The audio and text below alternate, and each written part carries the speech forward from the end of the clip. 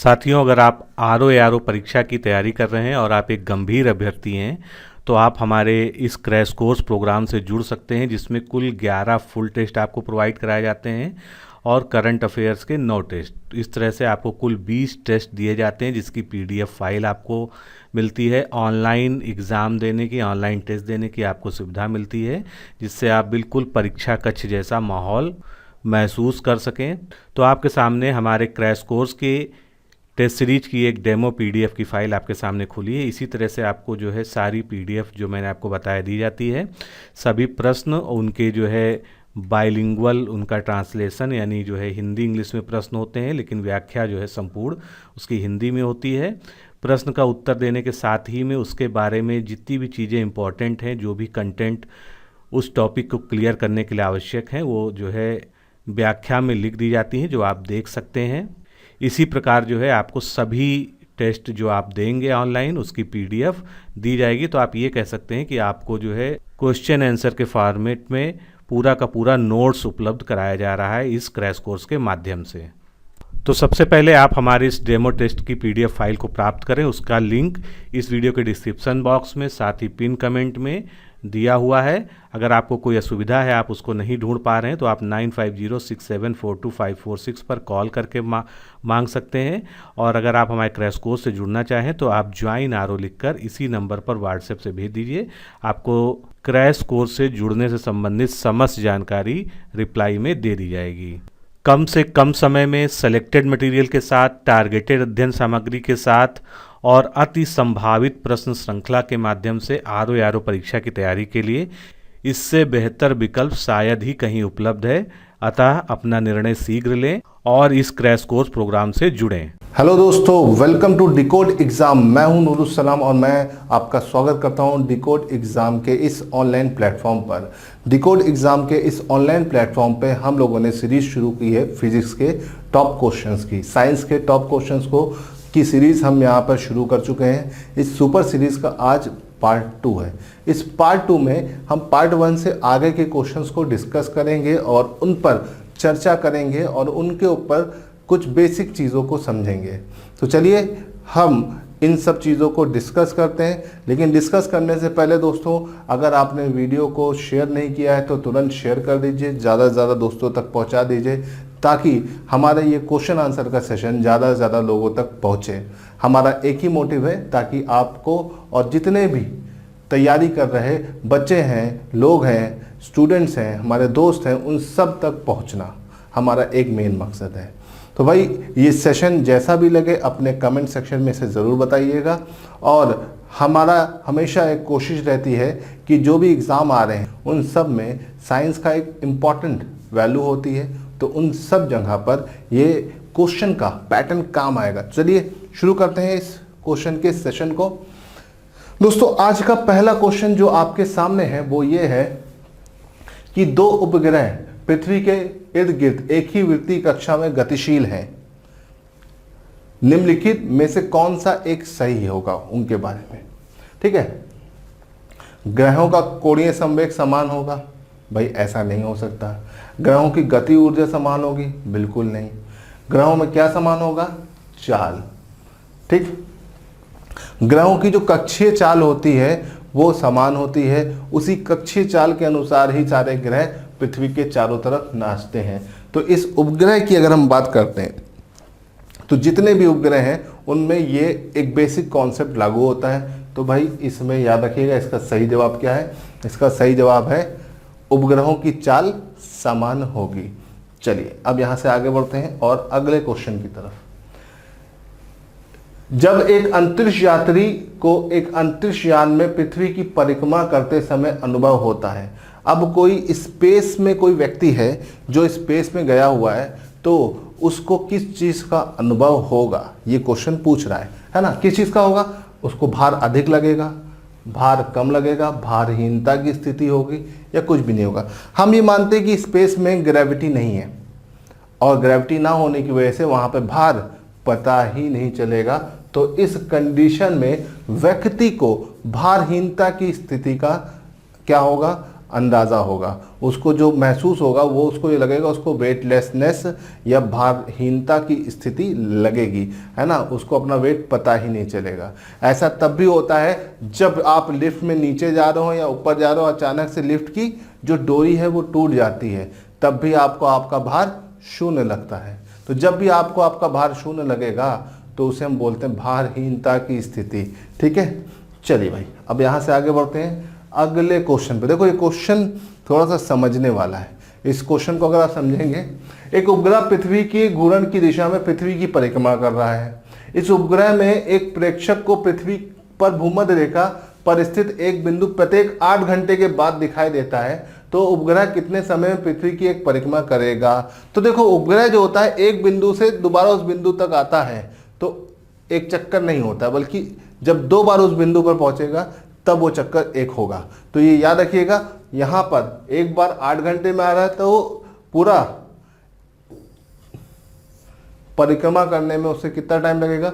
16, 8 + 8, है ना, 8 पे शुरू किया फिर 8 पर आएगा, तब एक चक्कर पूरा होगा। तो इसका सही जवाब क्या है? 16 घंटे। ठीक है, चलिए अब यहां से आगे बढ़ते हैं। भाई बहुत आसान सा क्वेश्चन था इसको, लेकिन इसमें कॉन्सेप्ट यूज हुआ है ये को। अब देखिए यहां पर अगर हम आते हैं तो ये क्वेश्चन बहुत इंपॉर्टेंट है। किलोवाट घंटा किसकी इकाई है? तो अब देखो किलोवाट जो होता है वो तो शक्ति की इकाई होती है, लेकिन जब घंटा लगा देते हो तो शक्ति की इकाई नहीं होती। किलोवाट घंटा जो होती है वो ऊर्जा की इकाई होती है। ठीक है, 1 किलोवाट जो होता है ना, तो 1 किलो तो 1000 होता है, वॉट जो होता है, ठीक, किलोवाट आवर्स की अगर हम बात करें तो 3600। ठीक, वाट मतलब जूल पर सेकेंड, और 3600 घंटे को सेकेंड में करो तो अब देखो ऐसे कुछ बनेगा। और 1 किलोवाट जो होता है, 1 किलोवाट आवर 3600, फिर इसके आगे 000, ये होता है इतने जूल के बराबर। अक्सर पेपर में आ जाता है। ठीक, किलोवाट घंटा, किलोवाट सिर्फ होता तो आपका शक्ति की इकाई थी, लेकिन किलोवाट के आगे घंटा लगा है तो ये किसकी इकाई है? ऊर्जा की। चलिए दोस्तों, ये तो हो गया हमारा ये वाला क्वेश्चन। अब यहाँ से आगे बढ़ते हैं और अपने अगले क्वेश्चन की तरफ चलते हैं। अगला क्वेश्चन, यदि कोई पिंड v वेग के साथ ऊपर की ओर ऊर्ध्वाधर फेंका जाता है और h ऊंचाई तक पहुंचने के बाद पृथ्वी की ओर लौटता है, तो पृथ्वी द्वारा तय गई दूरी तथा विस्थापन का अनुपात क्या होगा? ठीक, अब देखो समझने वाला क्वेश्चन है। अगर आप इसको समझ जाते हो तो कोई दिक्कत नहीं। ठीक है, पहली चीज तो दूरी और विस्थापन का अनुपात पूछा है। देखो दूरी जो होती है, दूरी आपकी जो होती है अदिश राशि होती है। कैसी राशि होती है? अदिश। और विस्थापन जो होती है वो कैसी राशि होती है? सदिश। अदिश और सदिश में अंतर क्या होता है? अदिश में सिर्फ आपका वैल्यू होती है, मैग्नीट्यूड होता है। ठीक है, लेकिन सदिश राशियों में मैग्नीट्यूड के साथ साथ डायरेक्शन भी होता है। Vector quantity have direction as well as magnitude, और इसमें सिर्फ मैग्नीट्यूड होता है, परिमाण होता है। इसमें परिमाण और दिशा दोनों होती है ना। अब देखो बोल रहा है कि पिंड v स्पीड से ऊपर जाता है फिर वापस आता है ना। तो देखो जितना ऊपर जा रहा है फिर उतना नीचे आ रहा है ना। तो क्या है, सपोज करो कि वो h ऊंचाई ऊपर जाता है और h वापस आता है, तो टोटल दूरी कितनी हो गई? 2h।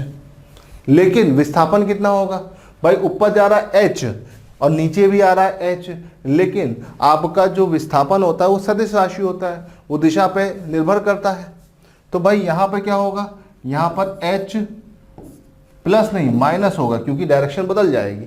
h माइनस एच तो 2h/0, दैट मीन्स इन्फिनिटी। तो भाई इसका आंसर क्या हो जाएगा? अनंत। क्यों?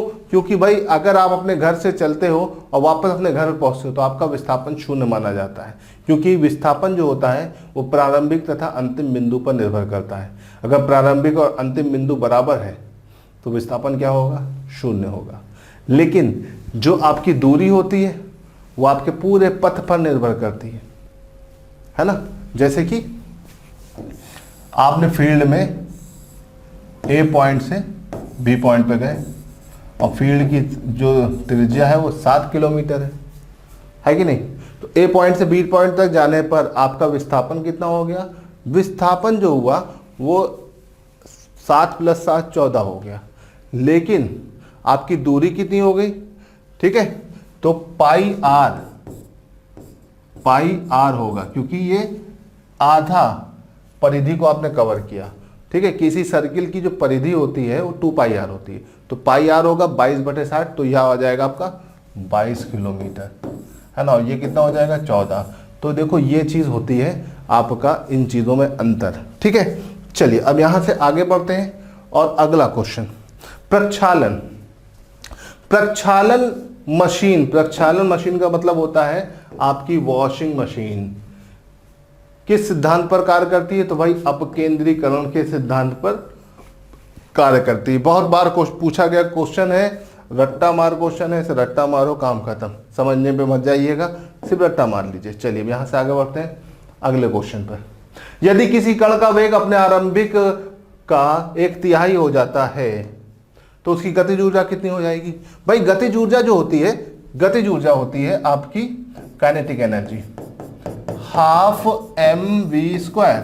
आज बोला है कि v जो है प्रारंभिक मान का कितना हो जाए, 1/3 हो जाए, तो भाई कर दो, उसको रख दो।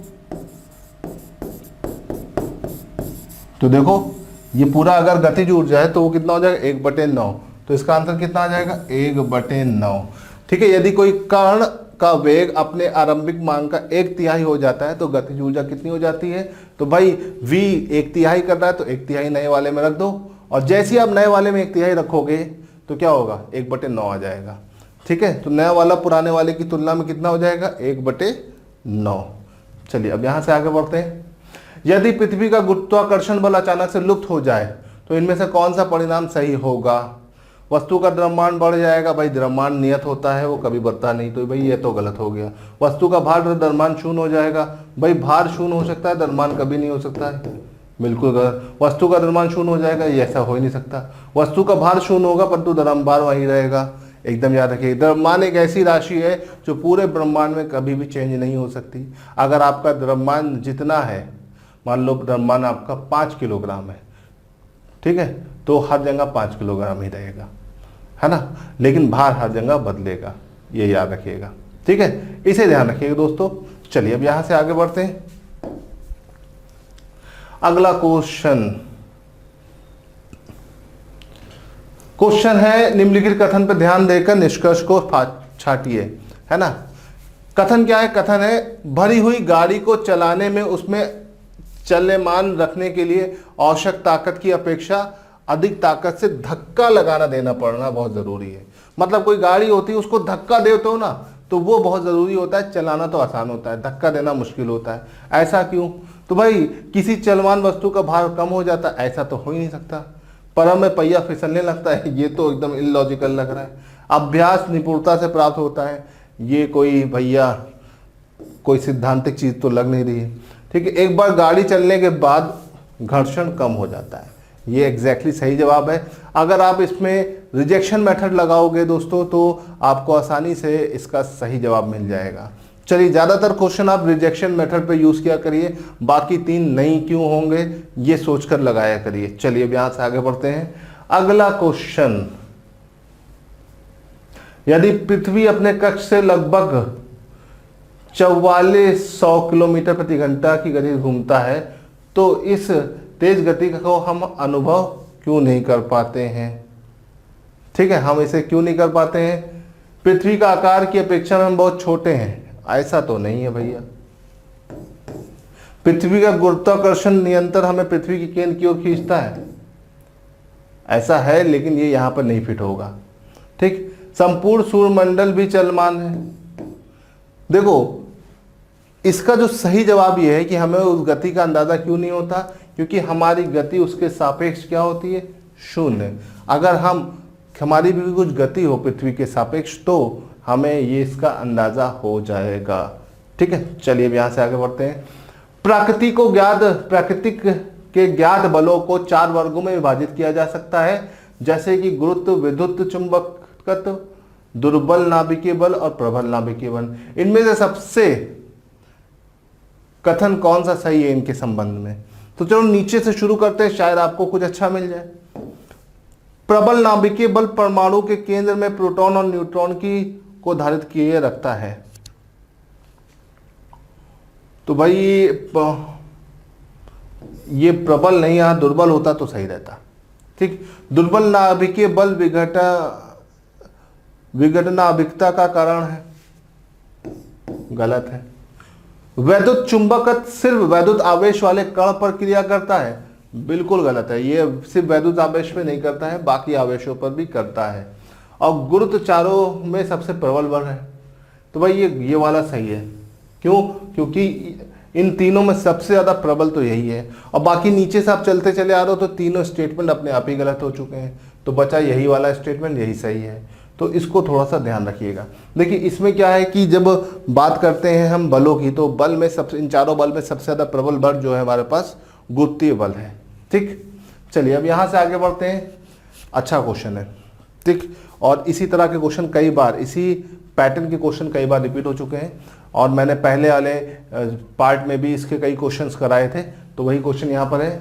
दो गेंद ए और बी 10 किलोग्राम 1 किलोग्राम की है, उन्हें 20 मीटर की ऊंचाई से एक साथ गिराया जाता है, तो इनमें से कौन सा सही है? भूमि पर पहले ए पहुंचेगी, भूमि पर पहले बी पहुंचेगी, दोनों एक साथ पहुंचेगी, उपयुक्त में से कोई नहीं। अब देखो सीधा सा इसका फंडा है, मैंने बोला था कि जो वस्तु होती है, वस्तु का द्रव्यमान, गुरुत्वाकर्षण जो होता है वस्तु पर लगने वाला, द्रव्यमान पर निर्भर नहीं करता है। ठीक है, तो भाई दोनों समान ऊंचाई से गिराई जा रही है, तो दोनों समान समय पर एक साथ पृथ्वी पर पहुंचेगी। इसे याद रखिएगा, क्योंकि गुरुत्वाकर्षण जो होता है वो द्रव्यमान पर निर्भर नहीं करता है। ठीक है दोस्तों, इसको याद रखिएगा। अगला क्वेश्चन, वायु शक्ति में ऊर्जा का कौन सा रूप वैद्युत ऊर्जा में परिवर्तित होता है? ठीक है, विंड एनर्जी का कौन सा हिस्सा जो है आपका वैद्युत ऊर्जा, इलेक्ट्रिकल एनर्जी में कन्वर्ट होता है? तो भाई विंड एनर्जी होती है, विंड घूमती है, मतलब उसकी काइनेटिक एनर्जी, गतिज ऊर्जा जो होती है वही आगे जाकर वैद्युत ऊर्जा में बदलती है। ठीक है, विंड मिल देखिए, बड़े बड़े वो लगे होते हैं क्या, पंखे। अब वो जब घूमना शुरू करते हैं तो क्या होता है, उसकी काइनेटिक एनर्जी होती है। काइनेटिक एनर्जी मतलब गतिज ऊर्जा। किसी वस्तु में उसकी गति के कारण जो ऊर्जा होती है उसे हम क्या बोलते हैं दोस्तों?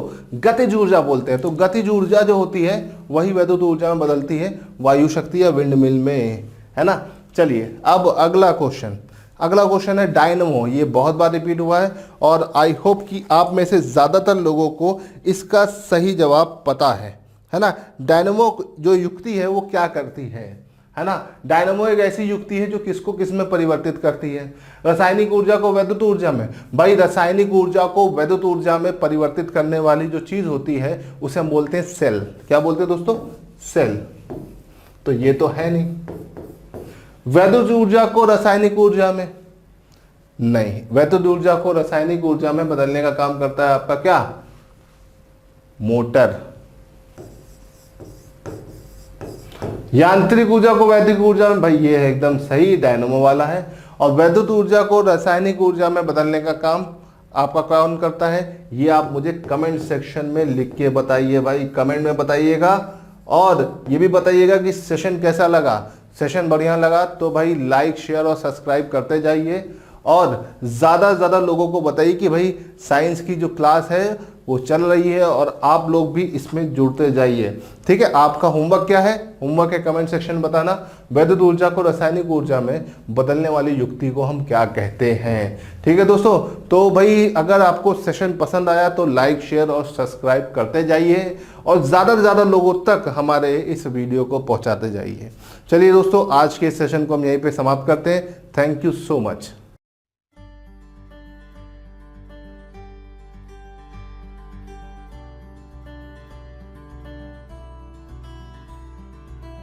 क्या आप राजस्व लेखपाल भर्ती परीक्षा 2020 के लिए तैयारी कर रहे हैं? तो जुड़िए हमारे 90 दिन के क्रैश कोर्स प्रोग्राम से। इस क्रैश कोर्स का उद्देश्य छात्रों को घर बैठे राजस्व लेखपाल परीक्षा की संपूर्ण तैयारी करवाना है। वीडियो लेक्चर्स, नोट्स और टेस्ट सीरीज के माध्यम से लेखपाल के पूरे पाठ्यक्रम को पढ़ाना और अभ्यास कराना ही हमारा लक्ष्य है, जिसमें आपको मिलेंगे राजस्व लेखपाल के संपूर्ण पाठ्यक्रम को कवर करने के लिए अनुभवी शिक्षकों द्वारा वीडियो लेक्चर्स। साथ ही मिलेगा वीडियो लेक्चर्स में पढ़ाए गए टॉपिक्स का टॉपिक वाइज नोट्स पीडीएफ में। वीडियो लेक्चर्स ज्वाइन करने वाले छात्रों को फ्री टेस्ट सीरीज, जिसमें कि 10 ऑनलाइन टेस्ट और उनकी व्याख्यात्मक हल वाली पीडीएफ होगी, दी जाएगी। ध्यान दें, यह टेस्ट सीरीज परीक्षा से 1 से 1.5 माह पूर्व शुरू होगी।